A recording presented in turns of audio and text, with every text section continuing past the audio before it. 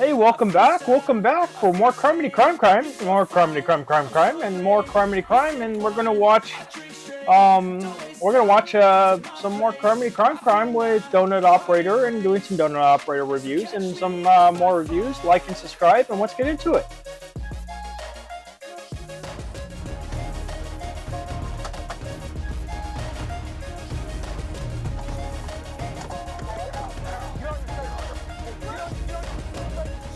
Hi everyone, Donut here. Florida Man's back at it again, but not with quirky antics. This time, Florida Man did some pretty horrendous stuff, like shooting 5 people for no apparent reason. 3 of those people died, including a 9-year-old girl. We're going to talk about that. 3 of those people died, including a 9-year-old girl. We're going to talk about that and another case that I forgot to talk about a while back that kind of ties into this. But first, a word from our sponsor. Our sponsor for this video is ShipStation. Do you guys need to ship stuff for yourself or your small business? Well, look no further. /Donut Operator, you get 60 days free. Lower your shipping costs, make returns easy, and keep your customers happy year-round with ShipStation. I tweeted and I said, Spartan kicking someone in the chest who killed a child has to feel so good. And then I put this video up. Check this out.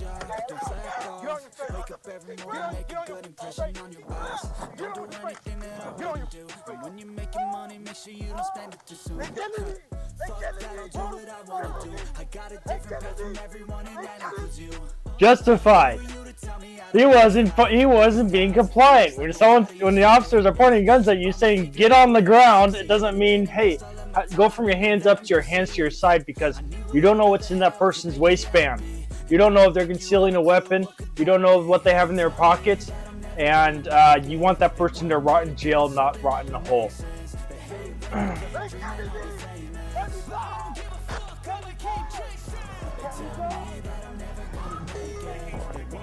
Relax, man. Relax. Relax. That way, Screaming he can't breathe when he clearly has enough breath to scream makes a lot of sense to me. If you guys have been following me for long enough or watched any amount of hold your breath and say I can't breathe. People get pissed when I talk about George Floyd, but the reality is you can't say I can't breathe without actually breathing. To actually say words, you require exhaling. And then inhale and exhale. And inhale. And then you exhale as you talk. And you could breathe. body camera footage, you know it's a pretty common thing for people to scream out that they can't breathe now when they're being arrested. Of course, this move became popular after the death of George Floyd. You see so many arrests now on video of people screaming they can't breathe when in fact they can. Another incident I wanted to talk about a little bit is where a bunch of spoiled white kids from out of state went into Atlanta to pillage and riot and loot, and then when they got arrested they started screaming, "I can't breathe." Well, this isn't Portland, and the police don't play around there in Atlanta apparently.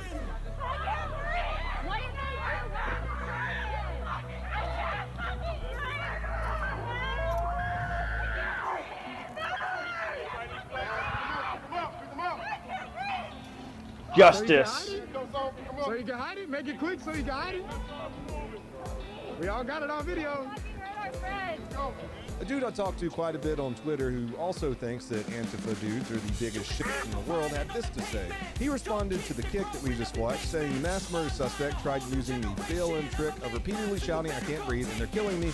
The Atlanta Antifa domestic terror suspects who are white recently tried the same thing following a violent attack last month. Not to dive too much into another subject, but just think of this as like Leo recap. There's things that I should probably do again. I haven't done in a while. So what had happened was that the state of Georgia had wanted to put a police training and a firefighter training facility up. A bunch of hippies didn't like that, so they set up tents to block the construction. Kind of like any of those other Occupy whatever things that they do because they have no jobs. Well, police went in to remove the protesters, and one of them opened fire on police, striking an officer, injuring him. So what did the police do? They fired back and killed this guy, shot him 13 times. The agency that did the actual shooting did not have body cameras, but another agency that was kind of behind them, you can't see the shooting, caught this.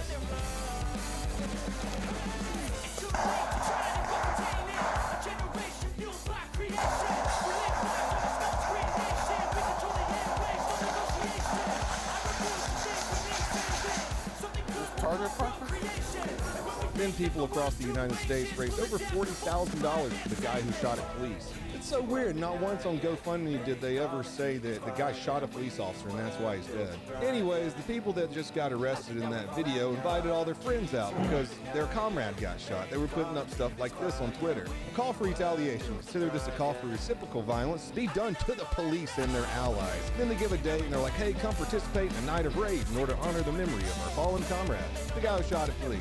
They did a lot of money and property damage too.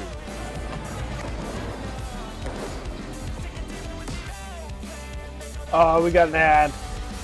I'm glad Donut Operator is getting ad time, but holy hell, I don't like ads in my videos. And ads are getting very invasive. Do you have to do that every time? I do. There we go.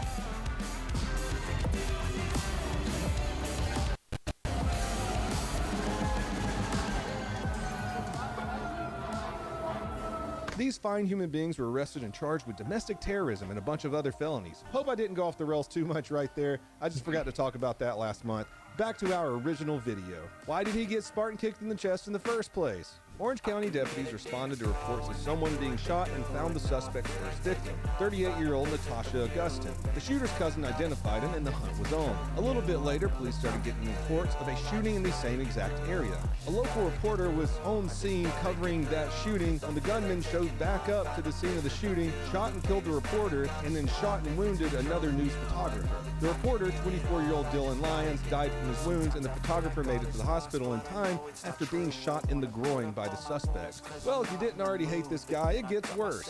While police were en route to that shooting where the reporter got shot, a woman called police and said her and her daughter had been shot in their home. The suspect had snuck into their home through the back door and shot both of them. The 9-year-old girl died from 2 shots to the chest. Mom lived and was able to give a description of the suspect to police, where they found him walking down the road a little bit later. That's where our video comes in.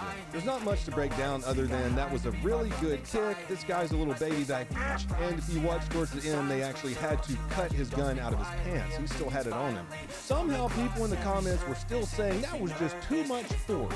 When will the officer be charged with attempted murder? He was arresting someone unarmed, presumed innocent, and who had several guns pointed at him. There was no need to use potentially deadly force. The courts decide guilt and punishment. That is not the role of the officers. Aren't they supposed to read him his rights prior to arresting him? Nope. Innocent until proven guilty. The guy had all but surrendered, and they kicked him down and brutalized him. Twitter attorneys are funny. I'd like to believe they're all real-life comedians that are just trolling the internet. These cops have no de-escalation training anymore. My partner used to go to manage... Oh no, because someone that's killed several people, including the little girl, there's no way you're going to de-escalate a murderer, a serial killer that's just indiscriminately killing people. It's on someone in the active role of a killing spree. You don't respond and try to calm someone down that's actively on a killing spree. No, you don't try to negotiate with that person. No, you Spartan kick them in the fucking chest, knock them the fuck down, and tackle them to the fucking ground at gunpoint. And if they even reach for a weapon, you put one right between the eyes, because every officer deserves to go home after that. The training seminars for police sergeants, and they get trained all wrong. I hate seeing this kind of abuse, even if this is the correct shooter. Innocent until proven guilty has to mean something still. These guys don't know how to be good cops. Foul language and then shoving the guy to the ground.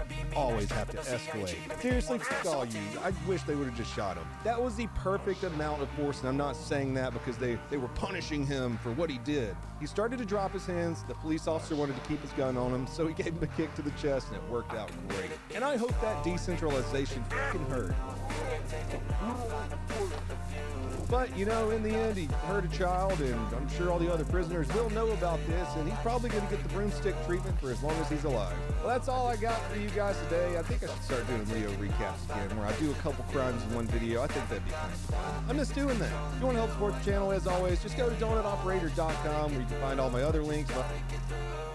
Let me know in the comments below. Do you think the officers were right in kicking him? I mean, he had his hands up, and then he put him down, and then they kicked him. I mean, frankly, he's a suspect in a active killing spree. I'd say it's justified as hell. There's a potential that he's going for a gun, which he did have a gun on him. and he was identified as a killer. He is, as far as it goes, that's as guilty as he's gonna get because ballistics are gonna match that gun. The evidence was on him. There's no way in hell that there's any chance that he didn't do it. You know, so at a certain point, you know, there is. It may have just been someone else illegally carrying a firearm too, that was wearing the same clothing. Because as I've discussed before, repeat offenders and mostly gang-related people and criminals in general will wear all black to cause confusion amongst police when it comes out to identify someone. And the description is black male, black shirt, black pants, black shoes. Oh shit. Well, now the whole ghetto is dressed in all black, with black pants, black shirt, black shoes. It's kind of hard to pick someone out, but it kind of makes everyone a suspect at that point, which is terrifying, especially in a situation like this. Luckily, people have different hairstyles. So focus on the hairstyles. I hear a lot of criminals are going with the same look as Raggedy Ann. which I think it's funny. Anyways, by the way, if you didn't know, Raggedy Ann had it looked like short dreads, and it was funny as hell because it was the old Raggedy Ann dolls were like short dreads because it was made out of very thick yarn. It was funny. Anyways, like, subscribe, and comment below what you think about this.